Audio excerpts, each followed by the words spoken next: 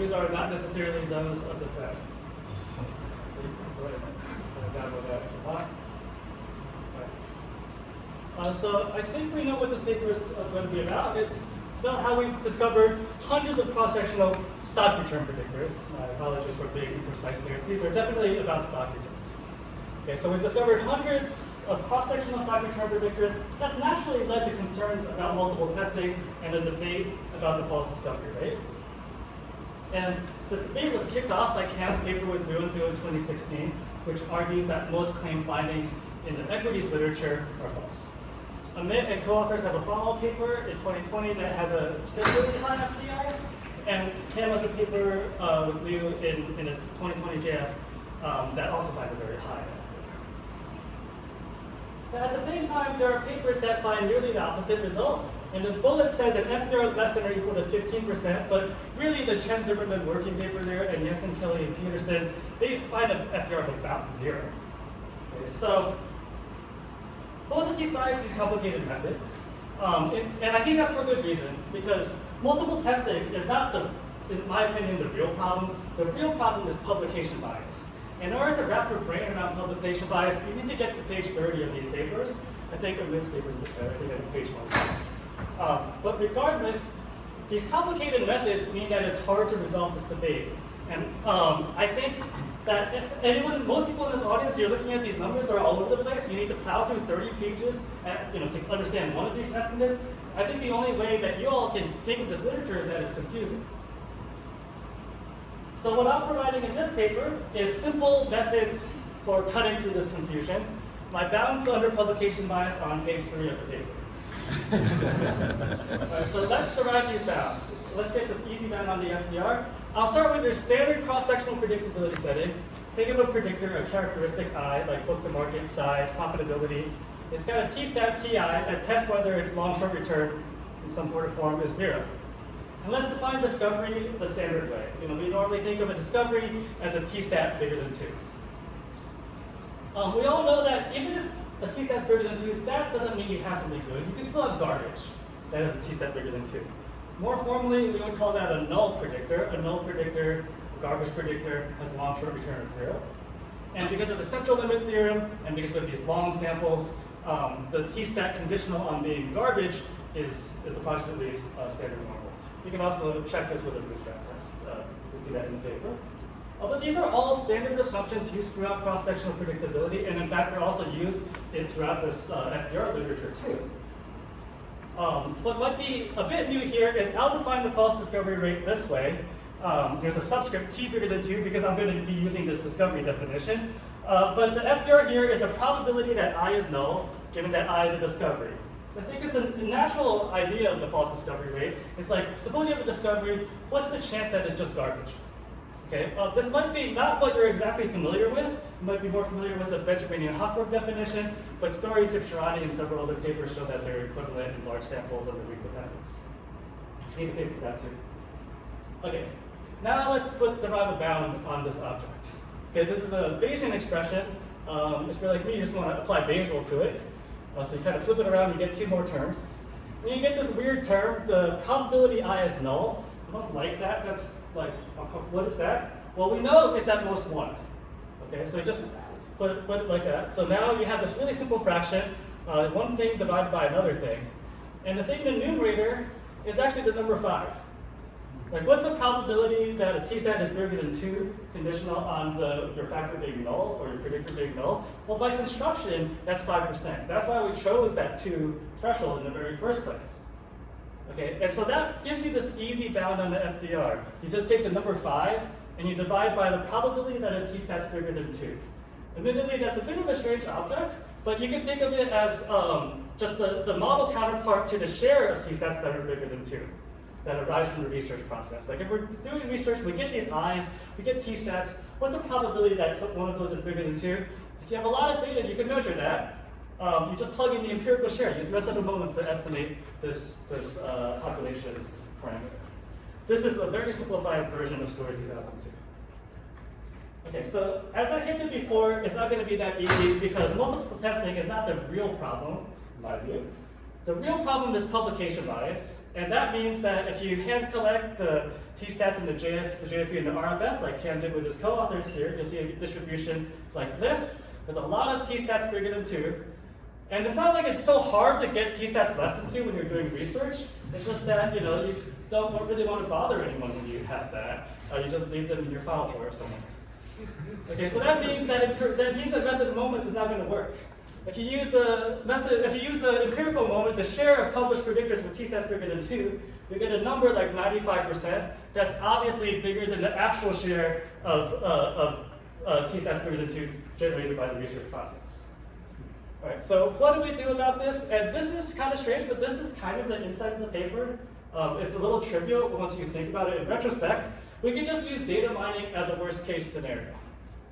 Okay, what is data mining here? Data mining refers to these papers listed here. I want to emphasize Yang and Zhang's RFS paper because they really pioneered this. They took 240 variables in CompuStat. They just divided them by each other and took first differences, and they got 18,000 long-short strategies.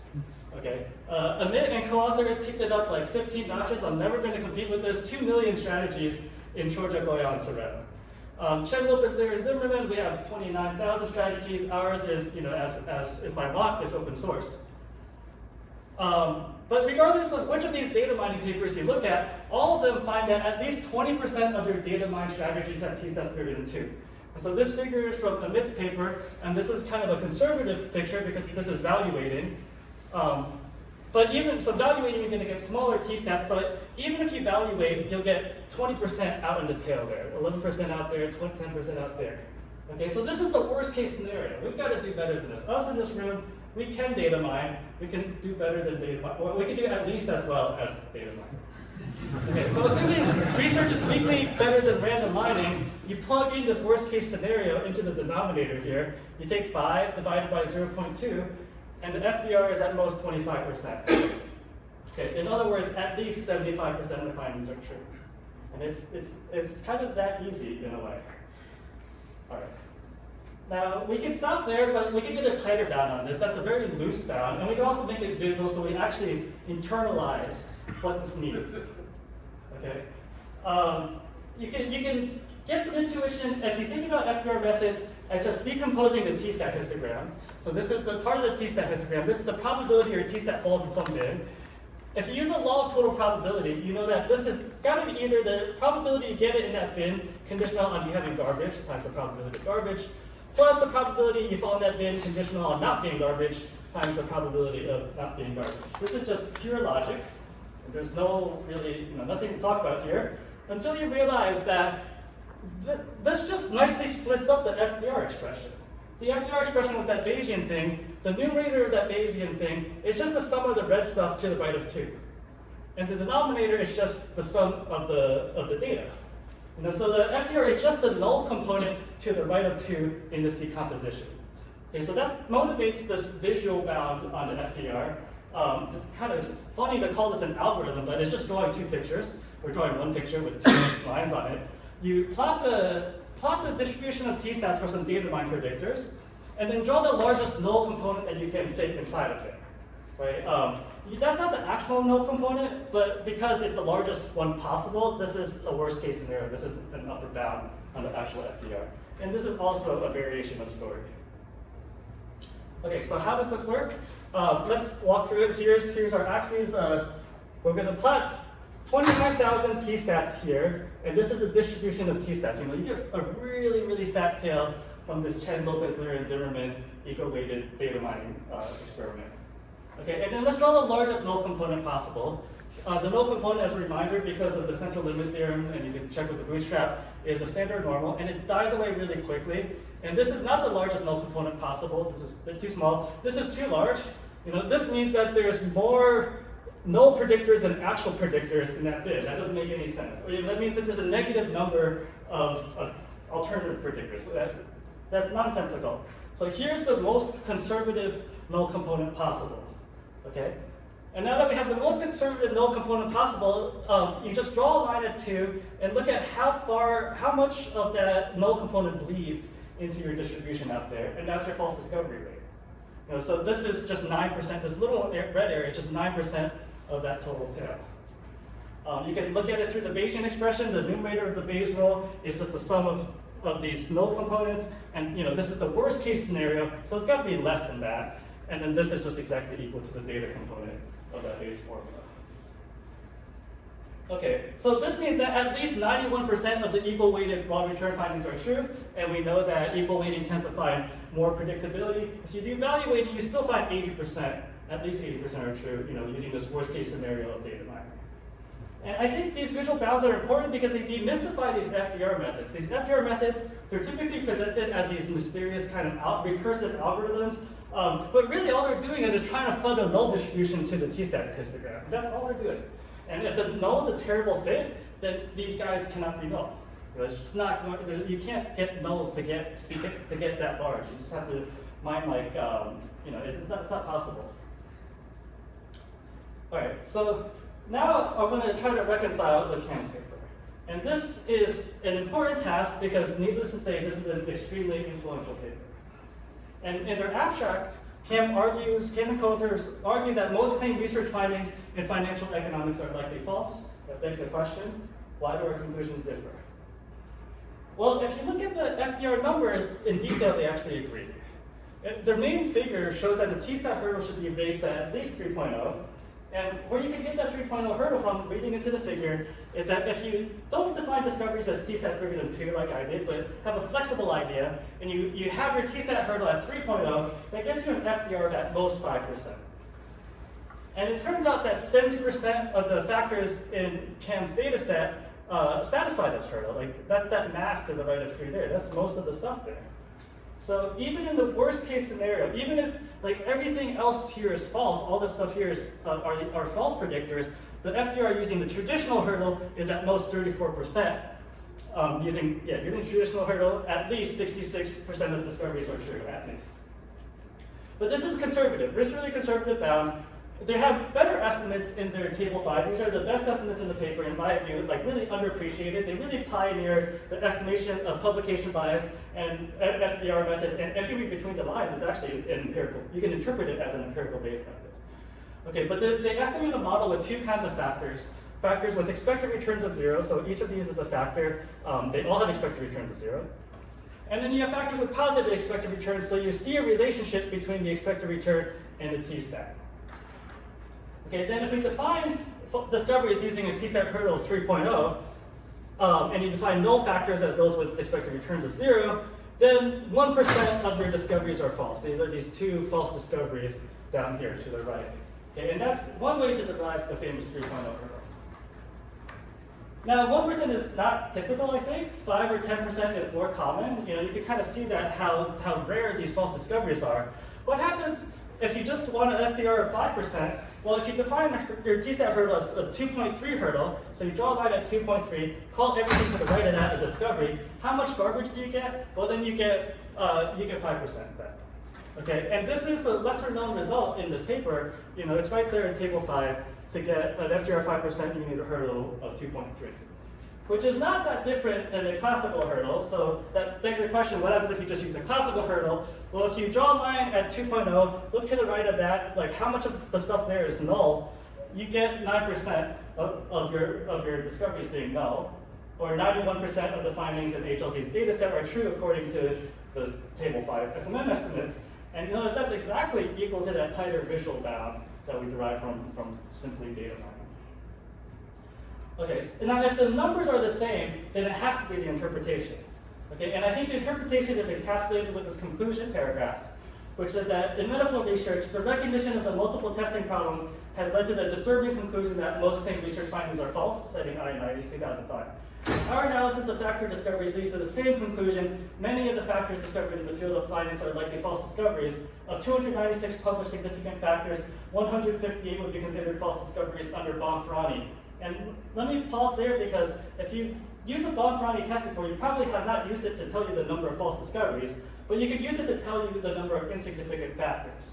So 158 should probably be called insignificant under Bonferroni, but this argument is equating insignificant factor with false discovery. Okay, also 158 out of 296, that's 53%. That's barely most. Okay, and in my view, the most important number in this paragraph is the one that gets you an FDR of at most 5%, and that's 80. So 80 out of 296 is not most. And this argument then is equating many with most. Okay, so let me be crystal clear about what this paragraph is saying by animating it. We take those beautiful S&M estimates that we saw previously, and we add a line at 3.8. That's a Bonferroni 5% line. Okay, and before we're calling the factors down here null, now let's call anything that to the left of Bonferroni null, and call anything between 2.0 and Bonferroni, these are null now, so these are false discoveries. Even if their expected returns are more than 100 basis points per month. With these factors, they give you either immense exposure to risk or an immense profit opportunity, but using this methodology, they would be called false. Like, they would not be things that we want to write about because they're false. Okay, now there's all these different hurdles here. Which one do you use to define significance? Why don't we use the FDR equals 5% hurdle? If you use the FDR equals 5% hurdle, you just get this little sliver of false discoveries between 2 and the yellow line. Right? So that implies many are false, not most are false. But if we equate many with most, then you conclude that most findings are false. You return to this picture here. Okay, so I'd like to conclude by discussing the biomedical literature. Okay. Just in the biomedical literature, there's this crisis kicked off by the I-90's 2005 essay called Why Most Published Research Findings Are False. So you don't have to read the essay to know its conclusion, but if you don't read the essay, you won't know that it's a theoretical opinion essay. There's no data section. There's no estimator in this paper. Yet, it has 13,000 Google Scholar sites. All right. 9 years later, Jaeger and Leek have a more neatly titled paper, an estimate of the science-wise false discovery rate. So you actually have to read the paper to know what it says.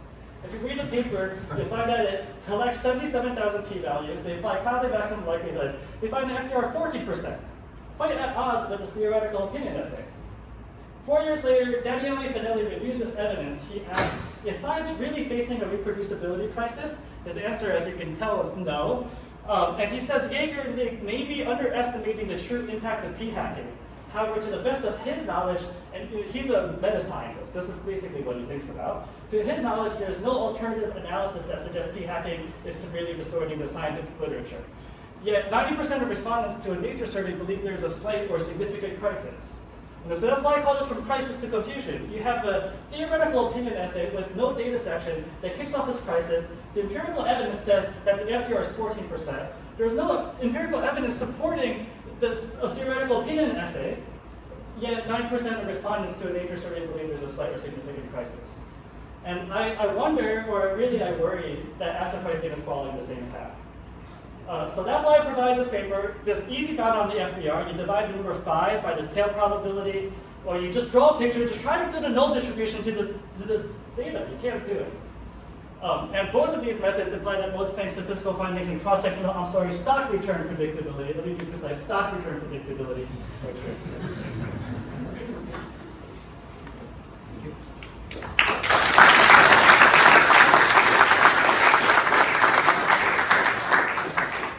Discussing this scan from Duke.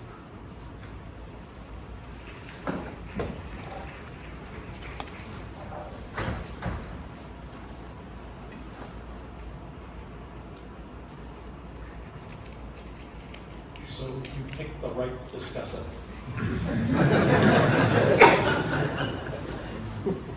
Okay, this is fun. It's deja vu for me. 10 years ago at the WFA, I presented my ... paper and had this very provocative graphic where I drew a t-stat of 2 and then looked at a variety of different statistical methods to account for multiple testing. And some of them have been mentioned already. And you see things like if we apply multiple testing adjustment to Fama and French's 1992 paper, it would have been a 2-factor model, not a 1-factor model, where size was below the hurdle. So kind of interesting to do this. And the conclusion was brief, a single slide, t greater than 3. So really This paper is about the t greater than 3. Is that too harsh? Okay, so let's kind of unpack. So my goal was to begin a discussion in our profession about multiple testing. That was my goal. And it seems to have worked. So thank you, Andrew. I also want to mention something that I think is really important. What Andrew did with the open source asset pricing, this is really good for the profession. And indeed, we saw this replicated today in a couple of bond studies. So this is good stuff for the future of finance. So we talked about what happened in medicine with this provocative paper.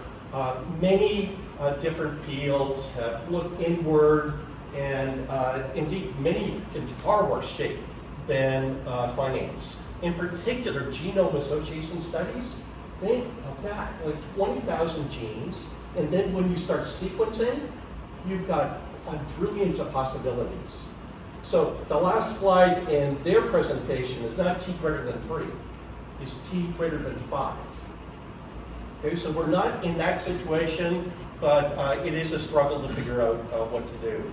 And I've made this case before that the sort of incentive structure that we've got, that journal editors are looking for papers that are impactful, and papers with marginal or insignificant results don't get cited as much as other papers with significant results. And this affects behavior. And again, I think we could go into a bad equilibrium, but I think that we're on the right course in terms of recognizing that we need to make some correction. Indeed, the conclusion from Andrew's paper and my paper is kind of similar in a way, that we need to take multiple testing into account, that a t statistic of 2 is just not good enough. Okay, so let me go through some of the history here, and I see Jeff is here, and his very influential paper in 2016 replicated factors and looked at post-publication performance, and that performance decreased, and that is consistent with kind of some null factors actually making it in to publication. Johanni and Michael's paper looked back in time and saw that the ELDA sample historically didn't provide the same support in terms of the factors that were published. There's a recent paper that just dropped, I think last week or the week before, on SSRN that actually had data back to 1866.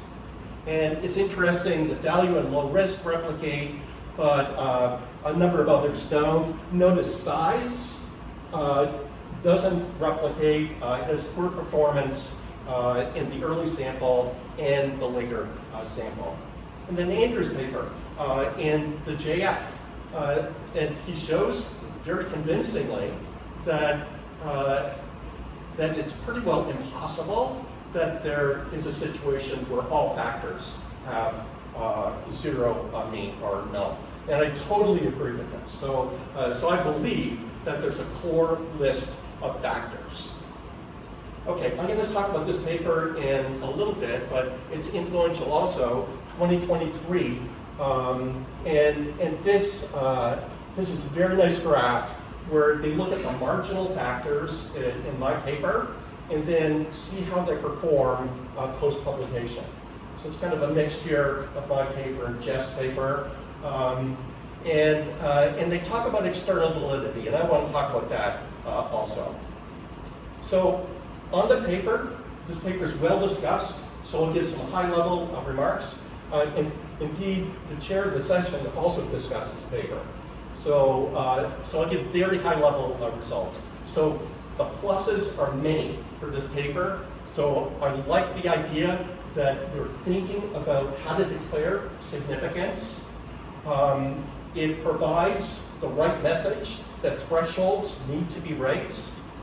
And I think that a simple rule is really important. I'll talk about a bootstrap in a minute, but a bootstrap is difficult to implement.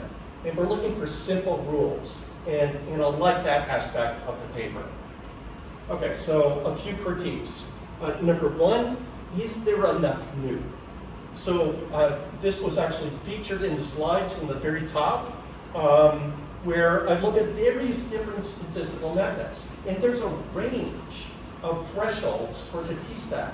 And one of the ranges, or one of the methods, is pretty close to what Andrew shows in his paper. So is it an argument that we're having that the t-stat should be 3 or 2.6? So that's an issue. Number two, there's confusion over what is true. So in classical statistics, we either reject or fail to reject. So if we're basically rejecting the null, so something looks significant, that does not mean it's true. And that's really important. So I've got to admit that I've made this mistake before. It was called out in Andrew's paper. And I think I atoned for this mistake in my 2017 Journal of Finance paper. Okay, so critique number 3, the easy bound. This is, again, some of the assumptions and statistics. And one key issue here is that it assumes IID factors. The easy bound with the empirical distribution, I like that. And I think it would help your paper to discuss some of the kind of potential reservations with this method. And one paper I highly recommend is Schwartzman and Lin, that's not cited in your paper. And they give some caveats on that. Number 5 is the visual bound. And just eyeballing it, it kind of suggests to me that there could be confounders, and confounders could cause a problem, something you should consider, and again, to strengthen your argument. And even if these confounders have like a 0 mean, it could shift the distribution to the right. So number 6, I've already mentioned, what do we divide the p-value by? Is it 0.2 or is it 0.05? And that's kind of where we are, a disagreement over an adjustment. Okay, so let me talk about external validity, and I will look at some real world data. So this is a paper that looks at ETFs, active ETFs, and you need to provide to the SEC a track record, and the track record is a back test. So before you launch, and it looks great before the launch, and afterwards it is flat. This is a paper published last year in the RFS by Zahi Ben David and co-authors, focusing on smart data, ETFs. Again, the same thing. Before the launch, you've got the back test. After the launch, it is flat. This is a recent paper that just dropped by Marcus Lopez de Prado and co-authors, and they look at the GSAM multi-factor equity strategies, and again, you can see it's flat. This is the paper I wanted to return to, and again, these are marginal factors that look like they replicate after publication. And I think that we need to, at this point, ask the question why. And it's probably because these marginal factors are just not investable. Okay, so the academic factors don't take transactions costs into account. So it looks like you've got a small alpha in sample, and you've got a small alpha out of sample. It doesn't really mean much if they're not investable. And indeed, Andrew has made the point of looking at transactions costs in his 2023 paper with bid-ask spread, but we need to do more than that. You also have to look at impact. And I know one of the papers mentioned the cross-sectional momentum factor for equity. It has enormous turnover. With any reasonable transactions cost, it massively haircuts the alpha for it. Okay, so there's no easy solution here. So I would love to present a method, and I'm sure Andrew would also, and we could just go with it, but there's no easy solution. So I, in my paper with Yan in 2020 called False Discoveries, False and Misdiscoveries in Financial Economics, try to bootstrap. So think of just sorting Andrew's data, which we didn't have at the time, and then sort by alpha, and then take a proportion, and just use the actual factor returns, and then everything else make it null. So strip out the means. 0 alpha exactly. You bootstrap, and when you bootstrap, you get some of these null factors you know are null, turn significant by chance, and some of the true factors become null just because of chance. And then you could do this over and over and figure out the exact cutoff. So the exact cutoff to deliver a 5% FDR. So it's not easy to do. So it's painful to do. But it delivers the cutoff. But the problem is that I had to decide on a prior belief as to what the proportion of null factors are. And there's a graph in our paper that kind of shows this dilemma, that it really depends upon the prior. So if your prior is, let's say, 90% of the factors are null, then you get to the 2.6. If your prior is that 95% of the factors are null, then you get the 3. So again, we can't determine there's no single answer, and this is why it's complicated. Okay, I do, in closing, want to mention tone in the paper, and I think there's some stuff in the paper that probably is not necessary, and I'll send you the slides in terms of journal editors and chair professors wielding power, equating significance to truth and things like that. We don't need that. And also, to be honest, Andrew, I don't want to do battle with you on Twitter. And this is great to have a discussion here or hop on a Zoom, but I've got enough trouble dealing with Cliff Asness on Twitter. So let's do this in a scholarly way. I think we want the same thing. We have the same goal here. So, like in the end, do I believe that 75% of the factors are true? No. Okay, and indeed, the ultimate external validity. So, you should look at my comments on Cliff Asness. So he's saying, well, they're all true. And I said, well, Cliff, at AQR, how many factors do you use? Is it like 5? 15? I really doubt it's 400. Okay, so think about it. So what are your priors here? And the last thing that I will say is about the prior. That we treat all of these so-called factors equally, and it's really unfair. Because if a factor falls out of a very sound economic theory, then I'm going to treat it differently than something that is data mined. So in the end, we don't have a solution here, but I think we've made progress. That we need to take multiple testing into account. We need to raise the hurdle, and we can debate whether it's 2.6 or 3, but we need to raise the hurdle, and I think that's good for our profession. What we're doing is no different than what's happened in other scientific fields. So thank you.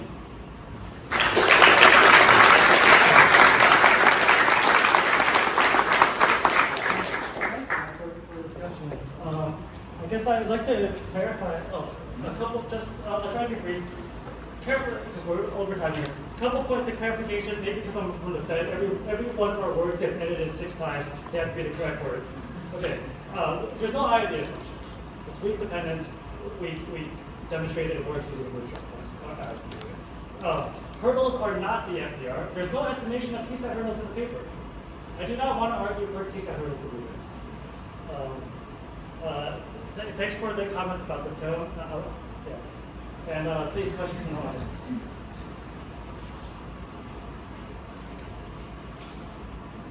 Maybe just one. So once we sort of stop fighting about replication and all that stuff, where does our field go? Like, do we care about, if you talk to people in the industry, many of them kind of don't even care what we're doing empirically because it's so unrealistic.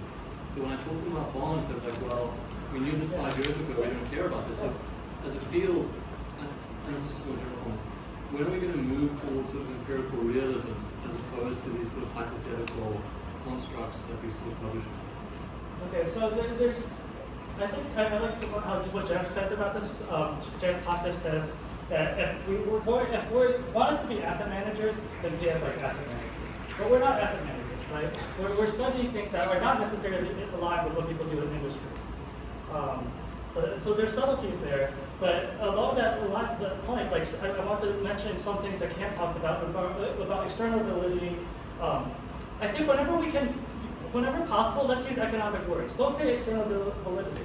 Say liquidity, transaction cost, or like one of the points in my paper with Velikov is that after the internet, a lot of these profits went away. You know, so or similarly in Pontiff, after publication, a lot of these things went away. So these are the economics. Like the information gets released, mispricing gets corrected. After the liquidity improves, the profits get traded away. Accounting for turnover, the profits are gone. These are the economics. If we use these general scientific, like it's weird that I work in this literature and I want us to stop using the words like external validity, but let's try to stop using these words and actually use economic words instead. And then we could get closer to what the real world cares about.